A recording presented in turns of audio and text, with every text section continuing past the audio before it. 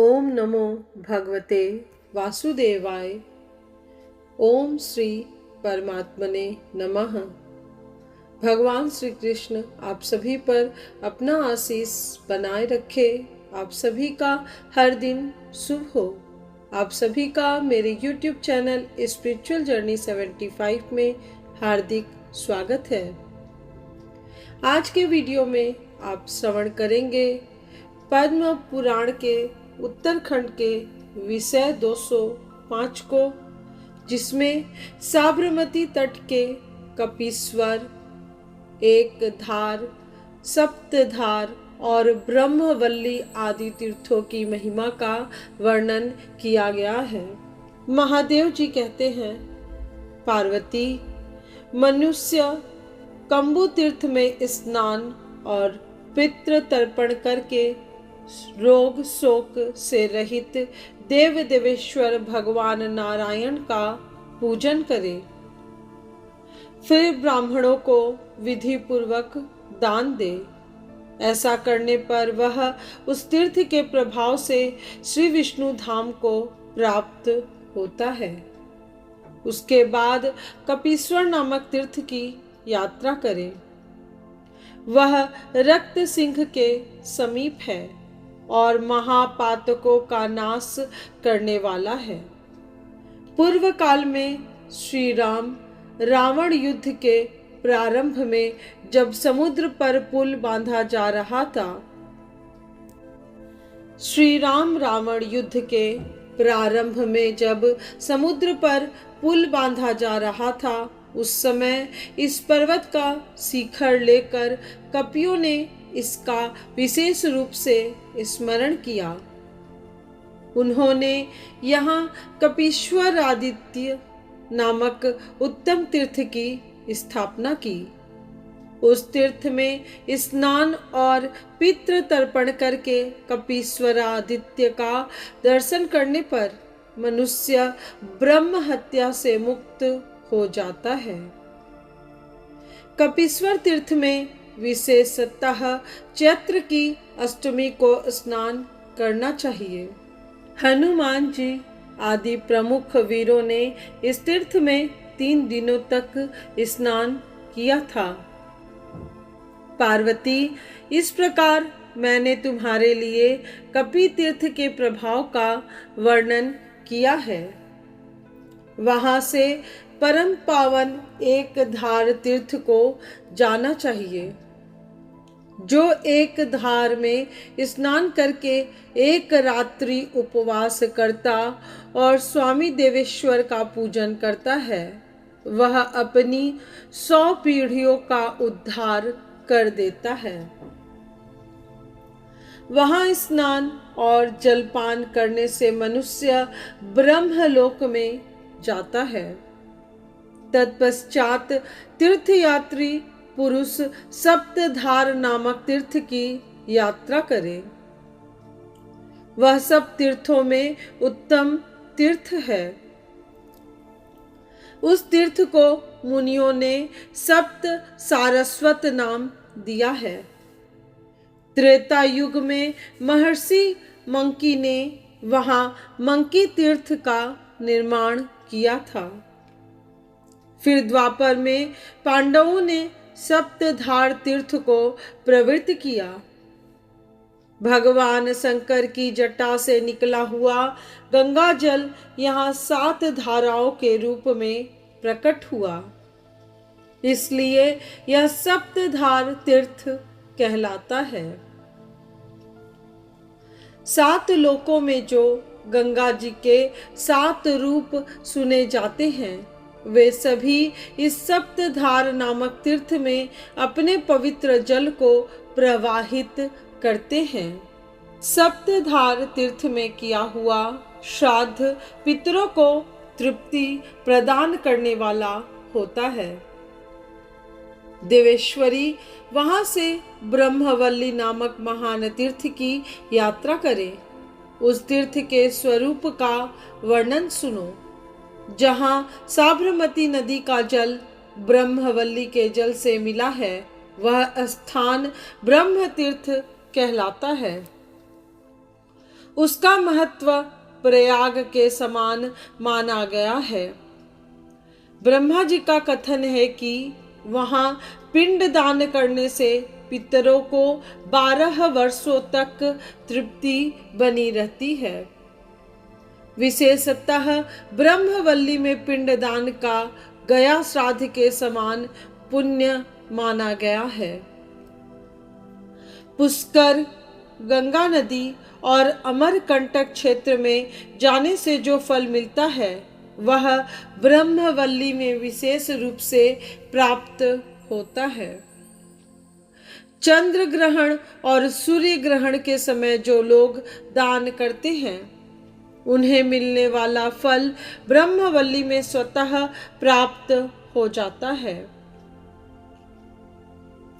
ब्रह्मवल्ली में स्नान करके गले में तुलसी की माला धारण किए भगवान नारायण का स्मरण करता हुआ मनुष्य दिव्य वैकुंठ धाम में जाता है, जो आनंद स्वरूप एवं अविनाशी पद है। तत्पश्चात वृष तीर्थ में जाए, जो खंड तीर्थ के नाम से भी प्रसिद्ध है। पूर्व काल में गौवें वहां स्नान करके दिव्य गोलोक धाम को प्राप्त हुई थी। उस तीर्थ में निराहार रहकर जो गौओं के लिए पिंड दान करता है वह 14 इंद्रों की आयु पर्यंत सुखी एवं अभिदयशाली होता है। करोड़ गौओं के दान से मनुष्य को जिस फल की प्राप्ति होती है वह खंड तीर्थ में निसंदेह प्राप्त हो जाता है। जो खंड तीर्थ में बैल का मूत्र लेकर पान करता है उसकी तत्काल शुद्धि हो जाती है। खंड तीर्थ से बढ़कर दूसरा कोई तीर्थ न हुआ है और न होगा। पार्वती, जो मनुष्य वहां की यात्रा करते हैं वे पुण्य के भागी होते हैं। वहां जाकर गौओं का पूजन करना चाहिए। उसके बाद वृषभ की पूजा करके एकाग्रता पूर्वक पुनः स्नान करना चाहिए। गौ पूजन से मनुष्य गोलोक में निवास करता है, इसमें जरा भी संदेह नहीं है। जो वहां 5 आंवले के पौधे लगाते हैं वे इस लोक में सुख भोग कर अंत में श्रीहरि के परम धाम में जाते हैं। तदनंतर संगमेश्वर नामक उत्तम तीर्थ की यात्रा करें। वह बहुत बड़ा तीर्थ है। वहां पुण्यमयी हस्तिमती नदी साबरमती से मिली है।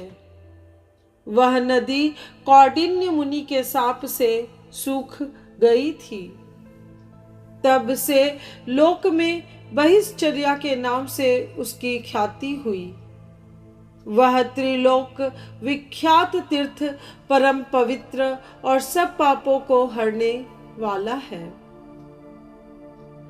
मनुष्य उस तीर्थ में स्नान तथा महेश्वर का दर्शन करके सब पापों से मुक्त होता और रुद्र के लोक में जाता है। देवी, जिस प्रकार साप मिलने के कारण उस नदी का जल सूख गया था वह प्रसंग बतलाता हूँ। जहाँ परम पवित्र महानदी साबरमती गंगा और हस्तिमती नदी का संगम हुआ है, वहीं मुनिवर कौंडिन्य ने बड़ी भारी तपस्या आरंभ की। इस प्रकार बहुत समय तक उन्होंने समस्त इंद्रियों के स्वामी शुद्ध बुद्ध भगवान नारायण की आराधना की। एक समय देवयोग से वर्षा काल उपस्थित हुआ। नदी जल से भर गई। तब कौंडिन्य ऋषि ने उस स्थान को छोड़ दिया, किंतु रात में नदी की बाढ़ के कारण उन्हें बड़ा कष्ट हुआ। वे चिंतित होकर सोचने लगे, अब क्या करना चाहिए। उनका आश्रम दिव्य शोभा से संपन्न और महान था, किंतु जल के वेग से वह हस्तिमती नदी में बह गया। उनके पास जो बहुत से फल, मूल और पुस्तकें थी, वे भी नदी में बह गई। तब मुनि श्रेष्ठ कौंडिन्य ने उस नदी को शाप दिया, अरे तू कलयुग में बिना जल की हो जाएगी। पार्वती इस प्रकार हस्तिमती को शाप देकर विप्रवर कौंडिन्य सनातन विष्णु धाम को चले गए। आज भी वह संगमेश्वर नामक तीर्थ मौजूद है, जिसका दर्शन करके पापी मनुष्य ब्रह्म हत्या आदि पातक से मुक्त हो जाता है। देवेश्वरी वहां से तीर्थयात्री मनुष्य रुद्र महालय नामक तीर्थ की यात्रा करे। वह केदार तीर्थ के समान अनुपम है। साक्षात रुद्र ने उसका निर्माण किया है। वहां अवश्य श्राद्ध करना चाहिए, क्योंकि वह पितरों की पूर्ण तृप्ति का कारण होता है। उस तीर्थ में श्राद्ध करने से पितर और पितामह तृप्त हो रुद्र के परम पद को प्राप्त होते हैं। जो रुद्र महालय तीर्थ में कार्तिक एवं वैशाख की पूर्णिमा को वृषोत्सर्ग करता है, वह रुद्र के साथ आनंद का भागी होता है।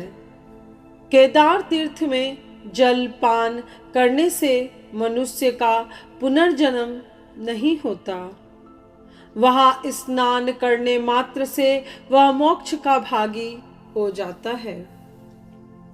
देवी एक समय में साबरमती नामक महागंगा का महत्व जानकर कैलाश छोड़ यहाँ आया था और लोकहित के लिए यहाँ स्नान तथा जलपान करके इसे परम उत्तम तीर्थ बनाकर पुनः अपने कैलाश धाम को लौट गया। तब से महालय परम पुण्यमय तीर्थ हो गया। संसार में इसकी रुद्र महालय के नाम से ख्याति हुई। देवी जो कार्तिक और वैशाख की पूर्णिमा को यहाँ की यात्रा करते हैं, उन्हें फिर कभी संसार जनित दुख की प्राप्ति नहीं होती। पार्वती अब देवताओं के लिए भी दुर्लभ उत्तम तीर्थ का वर्णन सुनो। वह खंग तीर्थ के नाम से विख्यात और समस्त पापों का नाश करने वाला है। खंग तीर्थ में स्नान करके खंगेश्वर शिव का दर्शन करने से मनुष्य कभी दुर्गति में नहीं पड़ता और अंत में स्वर्ग लोकों को जाता है। जो खंगधारेश्वर महादेव का दर्शन करता और कार्तिक की पूर्णिमा को उनकी विशेष रूप से पूजा करता है, उसको ये सर्वेश्वर भगवान विश्वनाथ सदा इस पृथ्वी पर सब प्रकार का सुख देते हैं, क्योंकि ये मनोवांछित फल देने वाले हैं। साबरमती नदी के तट पर चित्रांगवदन नामक एक तीर्थ है, जो गया से भी श्रेष्ठ है। उस शुभ कारक तीर्थ के अधिष्ठात्री देवता मालार्क नाम के सूर्य हैं। जिसको कोढ़ हो गई हो, वह मनुष्य यदि उस तीर्थ में जाए तो भगवान मालार्क उस कोढ़ को दूर कर देते हैं। जो नारी शास्त्रोक्त विधि से वहां अभिषेक करती है, वह मृतवत्सा हो या वंध्या शीघ्र ही पुत्र प्राप्त करती है। उस तीर्थ में रविवार के दिन यदि स्नान, संध्या, जप, होम, स्वाध्याय और देव पूजन किए जाएं तो वे अक्षय हो जाते हैं। देवेश्वरी वहां जाकर श्री सूर्य का व्रत करना चाहिए। ऐसा करने से मनुष्य इस लोक में सुख भोग कर सूर्य लोक को जाता है। जो उस तीर्थ में जाकर विशेष रूप से उपवास करता और इंद्रियों को वश में करके भगवान मालार्क का पूजन करता है, वह निश्चय ही मोक्ष का भागी होता है। इस तीर्थ के बाद दूसरे तीर्थ में जाएं, जो मालार्क से उत्तर में स्थित है। उसका नाम है चंदनेश्वर तीर्थ। वह उत्तम स्थान सदा चंदन की सुगंध से सुवासित रहता है। वहां स्नान, जलपान और पित्त तर्पण करने से मनुष्य कभी नरक में नहीं पड़ता और रुद्रलोक को प्राप्त होता है। वहां जगत का कल्याण करने वाले विश्व के स्वामी भगवान चंदनेश्वर का दर्शन करके रुद्रलोक की इच्छा रखने वाला पुरुष यथाशक्ति उनका पूजन करे। उस तीर्थ में कल्याण प्रदान करने वाले साक्षात परमात्मा श्री विष्णु नित्य निवास करते हैं। धन्य है साबरमती नदी और धन्य है विश्व के स्वामी भगवान शिव एवं विष्णु। वहां से पापनाशक जम्बू तीर्थ में स्नान करने के लिए जाएं। कलयुग में वह तीर्थ मनुष्यों के लिए स्वर्ग की सीढ़ी के समान स्थित है। पूर्व काल में जामवान ने वहां दशांग पर्वत पर अपने नाम से एक शिवलिंग की स्थापना की थी। वहां स्नान करके मनुष्य तत्काल श्री रामचंद्र जी और लक्ष्मण का स्मरण करे तथा जामवतेश्वर शिव को मस्तक झुकाए तो वह रुद्रलोक में प्रतिष्ठित होता है। देवी, जहाँ जहाँ श्री रामचंद्र जी का स्मरण किया जाता है, वहाँ वहाँ संपूर्ण चराचर जगत में भवबंधन से छुटकारा देखा जाता है। मुझे ही श्री राम जानना चाहिए और श्री राम ही रुद्र हैं। यो जानकर कहीं भेद दृष्टि नहीं रखनी चाहिए। जो मन ही मन राम राम राम इस प्रकार जप किया करते हैं, उनके समस्त मनोरथों की प्रत्येक युग में सिद्धि हुआ करती है। देवी, मैं सदा श्री रामचंद्र जी का स्मरण किया करता हूँ। श्री रामचंद्र जी का नाम श्रवण करने से कभी भवबंधन की प्राप्ति नहीं होती। पार्वती, मैं काशी में रहकर प्रतिदिन भक्ति पूर्वक कमल नयन श्री रघुनाथ जी का निरंतर स्मरण किया करता हूँ। जामवान ने पूर्व काल में परम सुंदर श्री रामचंद्र जी का स्मरण करके जम्बू तीर्थ में जामवत नाम से प्रसिद्ध शिवलिंग को स्थापित किया था। वहां स्नान, देव पूजन तथा भोजन करके मनुष्य शिवलोक को प्राप्त होता है और वहां 14 इंद्रों की आयु पर्यंत निवास करता है। वहां से इंद्रग्राम नामक उत्तम तीर्थ में जाना चाहिए, जहां पूर्व काल में स्नान करके इंद्र घोर पाप से मुक्त हुए थे। श्री पार्वती जी ने पूछा, भगवान, इंद्र को किस कर्म से घोर पाप लगा था और किस प्रकार वे पाप रहित हुए, उस प्रसंग को विस्तार के साथ सुनाइए। श्री महादेव जी बोले, देवी, पूर्व काल में देवराज इंद्र और असुरों के स्वामी नमूची ने परस्पर यह प्रतिज्ञा की कि हम दोनों एक दूसरे का बिना किसी शस्त्र की सहायता लिए वध करें। परंतु इंद्र ने आकाशवाणी के कथनानुसार जल का फेन लेकर उसी से नमूची को मार डाला। तब इंद्र को ब्रह्म हत्या लगी। उन्होंने गुरु के पास जाकर अपने पाप की शांति का उपाय पूछा। फिर बृहस्पति जी के आज्ञा अनुसार वे साबरमती नदी के उत्तर तट पर आए और वहां उन्होंने स्नान किया। इससे उनका सारा पाप तत्काल दूर हो गया। शरीर में पूर्ण चंद्रमा के समान उज्जवल कांति छा गई। तब इंद्र ने वहां धवलेश्वर नामक शिव की स्थापना की। वह शिवलिंग उस पृथ्वी पर इंद्र के ही नाम से प्रसिद्ध हुआ।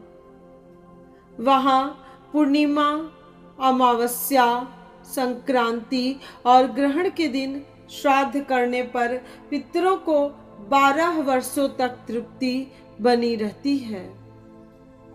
जो धवलेश्वर के पास जाकर ब्राह्मण भोजन कराता है, उसके एक ब्राह्मण को भोजन कराने पर सहस्त्र ब्राह्मणों को भोजन कराने का फल होता है। वहां अपनी शक्ति के अनुसार स्वर्ण, भूमि और वस्त्र का दान करना चाहिए। ब्राह्मण को श्वेत रंग की दूध देने वाली गौ, बछड़े सहित दान करना चाहिए।